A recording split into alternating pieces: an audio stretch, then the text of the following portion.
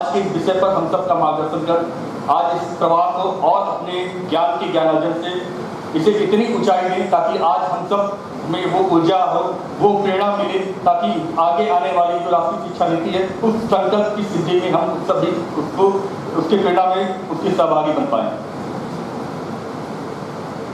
मंच पर उपस्थित professor J P. Saini sir, professor Ashwini Mishra sir, doctor Shukla ma'am, doctor Sandeep ji. मुझे लगता है कि पिछले 2 दिनों से राष्ट्रीय शिक्षा नीति के क्रियान्वयन और उसकी भूमिका पर आप लोग चर्चा कर रहे हैं, और जैसा संदीप सर ने बताया कि मैं अपने उद्बोधन से इसको बहुत ऊंचाई दूँ, तो मुझे लगता नहीं है कि ऐसा कुछ होने वाला है। आप लोग जितनी चर्चा करनी थी, जितना इसके अलग अलग अवयवों पर चर्चा करनी थी, वो चर्चा कर चुके हैं। और सही मायनों में देखा जाए तो एक सामाजिक प्राणी होने के नाते मैं आप जैसा ही हूँ। जैसे आप सीख रहे हैं समाज से, वैसे मैं भी सीख रहा हूँ। तो जो ज़्यादा से ज़्यादा ये होगा कि एज ए को लर्नर मेरे जो कुछ ऑब्जर्वेशन लगातार रहे हैं उनको मैं आपके सामने रखूँगा।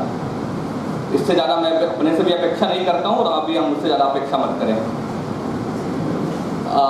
राष्ट्रीय शिक्षा नीति 2020 में आई, और 20 में आने से पहले 5 साल तक लगातार उस पर काफ़ी डिस्कशन हुआ, जिसमें कहीं ना कहीं हम सब लोग शामिल थे। तो इसलिए अगर ये कहा जाए कि राष्ट्रीय शिक्षा नीति किसी विशेषज्ञ ने बनाई तो बहुत गलत है। जो भी किसी भी सरकार की जो भी नीति आती है या कोई भी ऐसा डॉक्यूमेंट बनता है, वो सब लोग मिलकर के बनाते हैं। ये बहुत बड़ी गलत अवधारणा है हमारे समाज में और कई जगहों पर कि कुछ विशेषज्ञ लोग कुछ नीतियाँ बनाते हैं। वो जो विशेषज्ञ कुछ लोग नीतियाँ बनाते हैं, वो नीतियाँ अक्सर फेल होती हैं, क्योंकि वो कुछ लोग ही बनाते हैं। किसी भी नीति की सफलता तभी संभव है जब वो सब लोग मिलकर के बनाएं, जब उसमें सबकी आवाज़ हो, सबके कंसर्न हो, तभी वो सबके लिए बन पाए। अगर वो कुछ लोग बनाएंगे और कुछ लोगों के लिए, तो कुछ लोगों के लिए ही बनेगी उस नीति। लेकिन मैं यहाँ सिर्फ राष्ट्रीय शिक्षा नीति पर नहीं बात करना चाहूँगा, क्योंकि राष्ट्रीय शिक्षा नीति मुझे लगता है कि एक चरण है। अगर 2020 में एक नीति आई जो 4 साल की मंत्रणा के बाद आई, अगर हम उसी नीति पर अगले 10 साल तक बात करते रहेंगे और ऐसे समाज में जब बात करते रहेंगे जो समाज बहुत तेज़ी से बदल रहा है। 5 साल पहले जो शिक्षा में जो बदलाव थे, आपने वो सब कल्पना नहीं की थी। कोरोना ने स्कूल को, यूनिवर्सिटीज़ को पूरा बदल डाला है।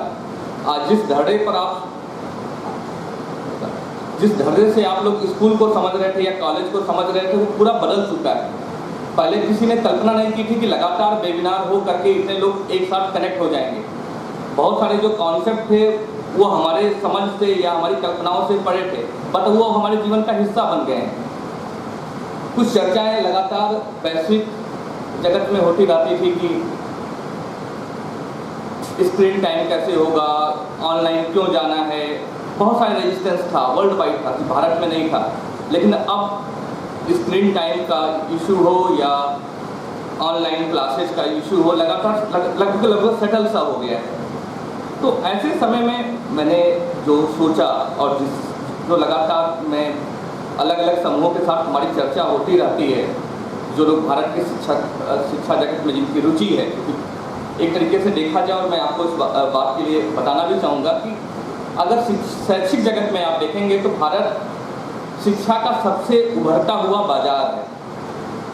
विश्व की सभी कंपनियां, चाहे वो ऑनलाइन एजुकेशन की हो, चाहे यूनिवर्सिटीज की हो, उनका अब इंटरेस्ट है, क्योंकि भारत के पास या भारत के में शिक्षा प्राप्त करने की एक जो ललक है वो लगातार बढ़ती चली जा रही है। आपने भी हाल में देखा, भारत और कनाडा में कुछ तनाव हुआ।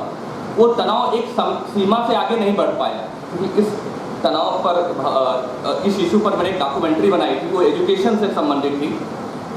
आज भारत के पास जो सबसे बड़ी ताकत है वो उसके स्टूडेंट हैं, जो लगातार अलग अलग देशों में जाते हैं और वहाँ के बाज़ारों को, वहाँ की अर्थव्यवस्था में अपनी हेल्प करते हैं। तो आज विश्व के कई सारे देश, लगभग जो भी जितने भी समृद्ध देश हैं, वो भारत के प्रति इसलिए भी आकर्षित हैं क्योंकि उनको भारत के स्टूडेंट चाहिए, भारत की शैक्षिक जगत में अपनी हिस्सेदारी चाहिए। तो हमें जो अपनी जो सोच है शिक्षा को लेकर के, वो थोड़ी सी कई मामलों में बदलनी पड़ेगी।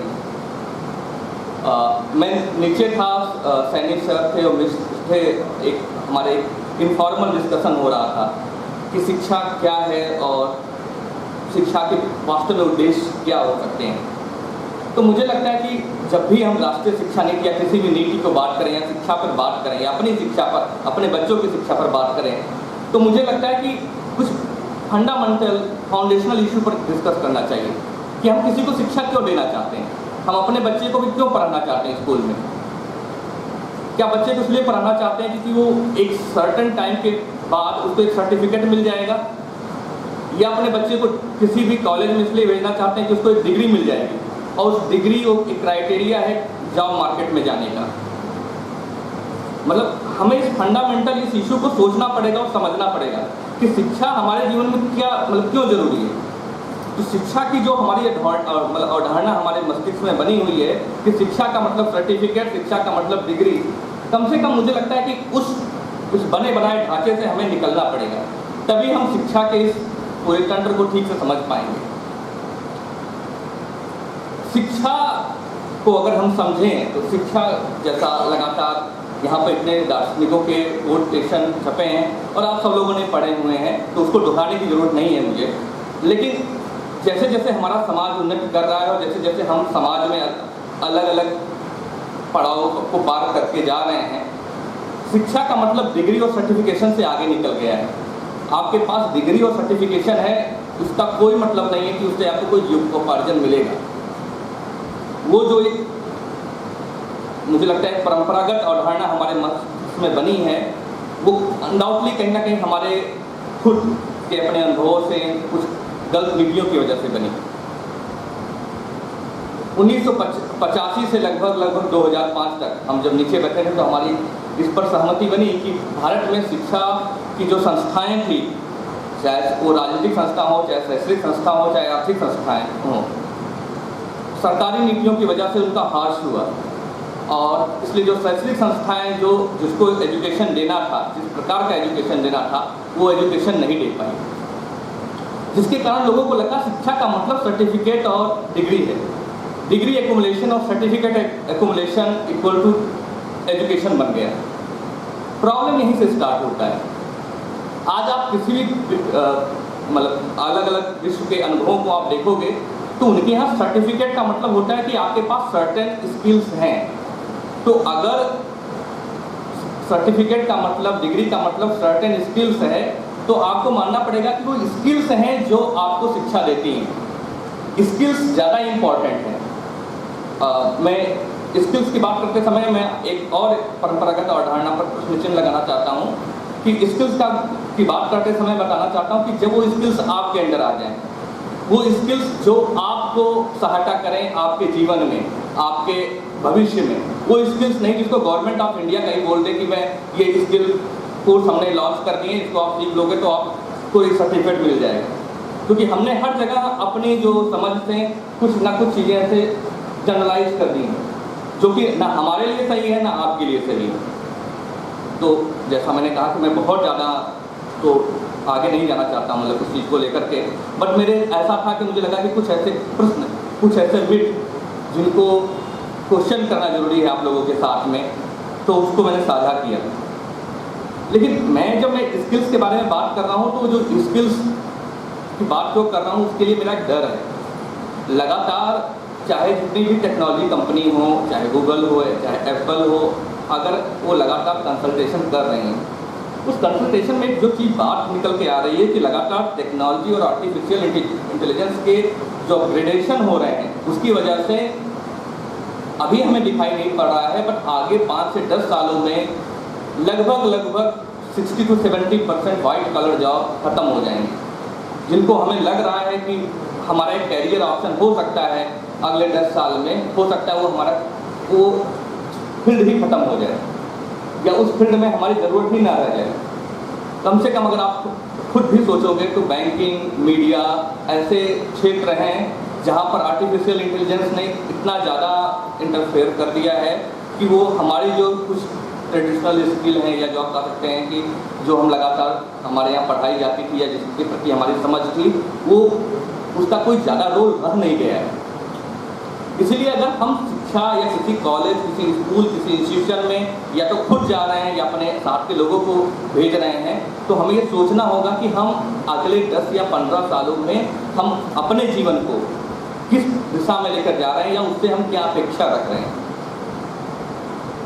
अक्सर एक नई डिबेट अभी और इमर्ज हुई है, कम से कम इंडिया में स्टार्ट हुई है, कि हमारी जो पॉलिसीज होती थी, चाहे वो पॉलिटिकल जो सिस्टम बनाता था या जो हमारे ब्यूरोक्रेट या पॉलिसी मेकर बनाते थे, उनमें अक्सर एक ट्रेंड होता था कि वो रिस्पॉन्ड करते थे वर्तमान में जो या तो पास्ट के जो अपने एक्सपीरियंस हैं उसको रिस्पॉन्ड करते थे, या जो प्रेजेंट में चैलेंजेस हैं उनको रिस्पॉन्ड करते थे। फ्यूचरिस्टिक नहीं था कि अगर फ्यूचर में जो चैलेंज आएगा उसको कैसे रिस्पॉन्ड किया जाएगा। वो थोड़ा सा चेंज होना शुरू हुआ है, लेकिन वो जो चेंज की जो स्पीड है वो काफ़ी स्लो है। मतलब मुझे ऐसा लगता है कि जिस तरह से समाज और वैश्विक जगत बदल रहा है उसके कंपैरिजन में वो स्लो है।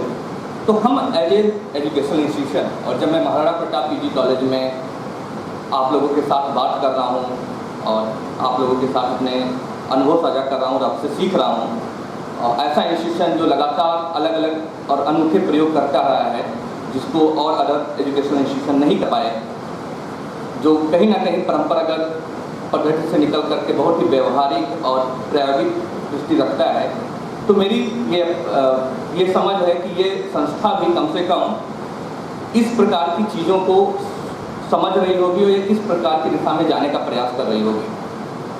क्योंकि एक एजुकेशनल इंस्टीट्यूशन तब भी इस्टेब्लिश होगा या तभी ठीक से सर्वाइव कर पाएगा या उसके स्टूडेंट समाज में व्यवहारिकता अपनी बना रख पाएंगे जब वो भविष्य के बारे में सोचेंगे।